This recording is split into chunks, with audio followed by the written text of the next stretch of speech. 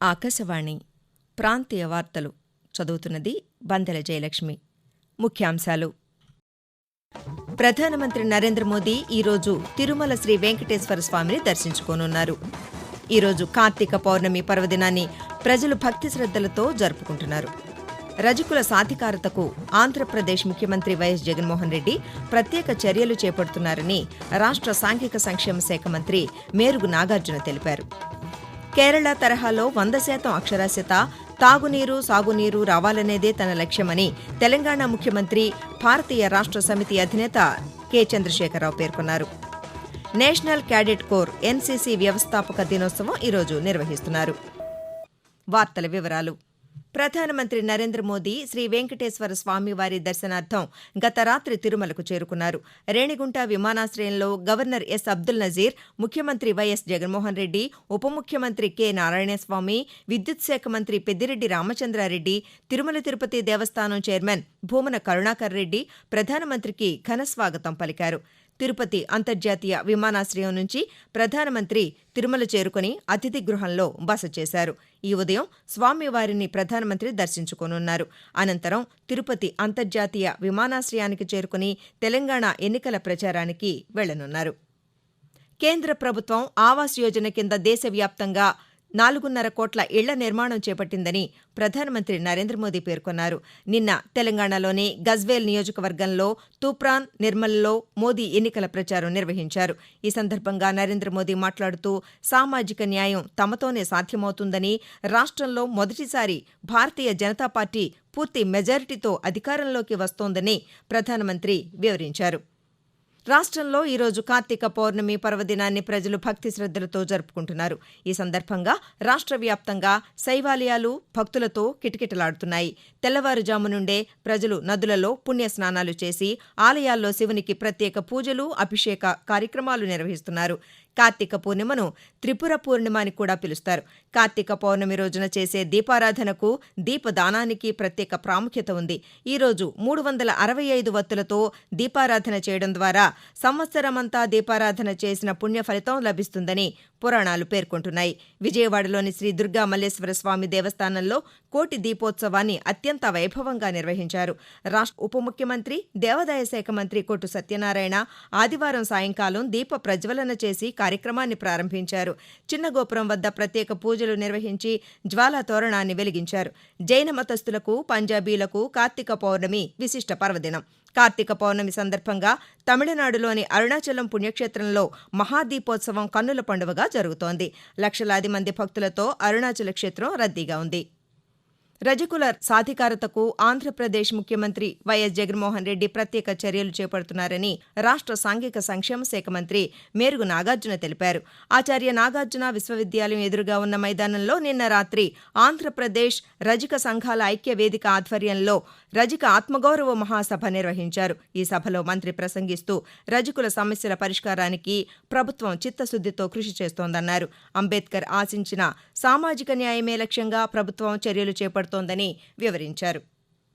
లోక్సభ తొలి స్పీకర్ గణేష్ వాసుదేవ్ మావలాంకర్ జయంతి ఈరోజు. 1888 నవంబర్ 27వ తేదీన అప్పటి బరోడా రాష్ట్రంలో జన్మించిన మావలాంకర్ సహాయ నిరాకరణ ఉద్యమంలోనూ, ఉప్పు సత్యాగ్రహంలోనూ చురుగ్గా పాల్గొన్నారు. స్వాతంత్ర్యం అనంతరం దేశంలో 1952లో తొలిసారి జరిగిన సాధారణ ఎన్నికల్లో అహ్మదాబాద్ నుంచి గెలుపొందిన ఆయన తొలి లోక్సభ స్పీకర్గా ఎన్నుకోబడ్డారు. మావలాంకర్ జయంతి సందర్భంగా దేశ ప్రజలు ఆయనకు నివాళులర్పిస్తున్నారు. ఆకాశవాణి ప్రాంతీయ వార్తలు వింటున్నారు. పేదరికం లేని తెలంగాణ తన పంతమని, కేరళ తరహాలో 100% అక్షరాస్యత, నిరంతరం తాగునీరు, సాగునీరు రావాలనేదే తన లక్ష్యమని తెలంగాణ ముఖ్యమంత్రి, భారతీయ రాష్ట్ర సమితి అధినేత కె. చంద్రశేఖరరావు పేర్కొన్నారు. నిన్న జగిత్యాల, వేములవాడ, దుబ్బాక, ఖానాపూర్ నియోజకవర్గాల్లో ఆయన ఎన్నికల ప్రచారం నిర్వహించారు. ఈ సందర్భంగా ఆయన మాట్లాడుతూ 58 ఏండ్లు మనం పడరాని పాటలు పడ్డాం. మంచినీళ్ళకు కూడా నోసుకోలే. మంచినీళ్ళు లేకుండే, సాగునీళ్ళు లేకుండే, కరెంటు లేకుండే, దుబాయ్ పోవాలే, వలస పోవాలే, చాలా భయంకరమైన బతుకులు బతికినాం. మీ అందరి ఆశీర్వాదంతో ఉద్యమం ముగిసి రాష్ట్రం వచ్చిన తర్వాత 10 సంవత్సరాల నుంచి బీఆర్ఎస్ గవర్నమెంట్ ఉంది. ఈ అభ్యర్థుల వెనకాల వాళ్ళ పార్టీలున్నాయి. ఆ పార్టీల చరిత్ర కూడా మనం చూడాలి. వాళ్ళ వైఖరి ఏంది, వాళ్ళ నడవడేంది, ప్రజల గురించి, పేద సాధల గురించి, రైతుల గురించి ఆ పార్టీల ఎట్లా ఆలోచిస్తాయి, వాళ్ళ దృక్పథం ఏంది, తప్పకుండా మీరు పరిశీలించాలని నేను కోరుతా ఉన్నా. ఎందుకంటే దాని మీద ఓట్లేస్తేనే మనకు లాభం జరుగుతుంది. నేషనల్ క్యాడెట్ కోర్ ఎన్సీసీ వ్యవస్థాపక దినోత్సవం ఈరోజు నిర్వహిస్తున్నారు. 1948లో ఏర్పాటైన ప్రపంచంలోనే అతిపెద్ద యూనిఫామ్తో కూడిన యువజన సంస్థగా ఎన్సీసీ ఘనత సాధించింది. ఇలా ఉండగా ఇంటర్ కమాండ్ ఓషన్ సెయిలింగ్ రేసులో తూర్పు నావికాదళానికి చెందిన సెయిలింగ్ బోట్ నీల్కాంత్ మొదటి స్థానంలో నిలిచింది. పోటీలో మొత్తం 4 నౌకలు పాల్గొనగా Neelkanth boat captain commander Vineet దోషి, అతని బృందం 8 మంది మహిళా సిబ్బంది అసాధారణమైన గ్రిడ్ సముద్రయాన నైపుణ్యాలతో ఎత్తైన సముద్రపు అలలపై ప్రయాణించి గోవాకు ముందుగా చేరుకున్నారు. నవంబర్ 22న కొచ్చి నుండి పోటీ మొదలైంది. బోట్ 360 నాటికల్ మైళ్ల కన్నా ఎక్కువ దూరం ప్రయాణించింది. 2 రోజుల పాటు గాలి కంటే ఎక్కువ వేగంతో ప్రయాణించడంతో పాటు 4 భారీ వర్షాలను సిబ్బంది ఎదుర్కొన్నారు.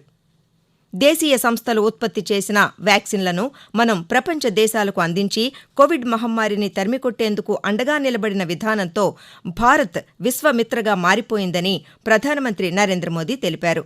నిన్న తెలంగాణలోని రంగారెడ్డి జిల్లా నందిగామ మండలంలో ఉన్న కన్హాశాంతి వనాన్ని ప్రధానమంత్రి సందర్శించారు. రామచంద్ర మిషన్ వ్యవస్థాపకులు బాబూజీ మహారాజ్ 125వ జయంతి కార్యక్రమంలో పాల్గొని మహారాజ్ స్మారక ఫలకాన్ని ఆవిష్కరించారు. అనంతరం ధ్యాన మందిరంలో ఏర్పాటు చేసిన సమావేశంలో ప్రధానమంత్రి మాట్లాడుతూ బాబూజీ మహారాజ్ బోధనలు ఆదర్శప్రాయమని అన్నారు. యోగులు, సాధువుల పరంపరను శాంతివనం ముందుకు తీసుకెళ్తోందని కొనియాడారు. మన దేశం అన్ని విధాలా స్వయం సమృద్ధి సాధించి అభివృద్ధి చెందిన దేశంగా నిలబడాలనే లక్ష్యంతో కేంద్ర, రాష్ట్ర ప్రభుత్వాలు ప్రజా సంక్షేమం, అభివృద్ధిని కాంక్షిస్తూ అమలు చేస్తున్న పథకాలు, కార్యక్రమాలను ప్రజలు సద్వినియోగం చేసుకోవాలని ఎన్టీఆర్ జిల్లా కలెక్టర్ ఎస్ ఢిల్లీరావు పిలుపునిచ్చారు. జిల్లా పంచాయతీ కార్యాలయం ఆధ్వర్యంలో నిన్న విజయవాడ రూరల్ మండలం ఎనికేపాడు గ్రామంలో వికసిత్ భారత్ సంకల్పయాత్ర నిర్వహించారు. ప్రజాప్రతినిధులు, అధికారులు హాజరైన ఈ కార్యక్రమంలో ప్రధానమంత్రి నరేంద్ర మోదీ ప్రసంగం, ప్రభుత్వ విజయాలకు సంబంధించిన లఘుచిత్రం ప్రదర్శనతో పాటు కేంద్ర ప్రభుత్వం అమలు చేస్తున్న వివిధ పథకాల ద్వారా లబ్ధి పొందిన లబ్ధిదారుల అంతరంగ ఆవిష్కరణ నిర్వహించారు.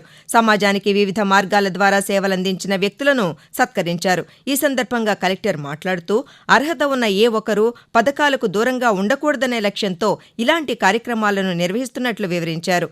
ప్రధానమంత్రి ఉజ్వల యోజనకు సంబంధించిన స్టాల్ను ప్రారంభించడంతో పాటు లబ్ధిదారులకు గ్యాస్ కనెక్షన్లు అందజేశారు.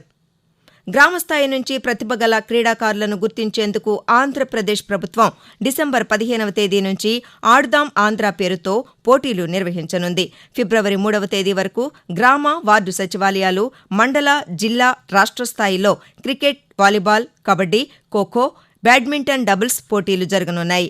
15 ఏళ్లు నిండిన వారు నేటి నుంచి వాలంటీర్ల ద్వారా గానీ 1902కు కాల్ చేసి లేదా aadudamandhra.ap.gov.in వెబ్సైట్ ద్వారా పేర్లు నమోదు చేసుకోవచ్చు.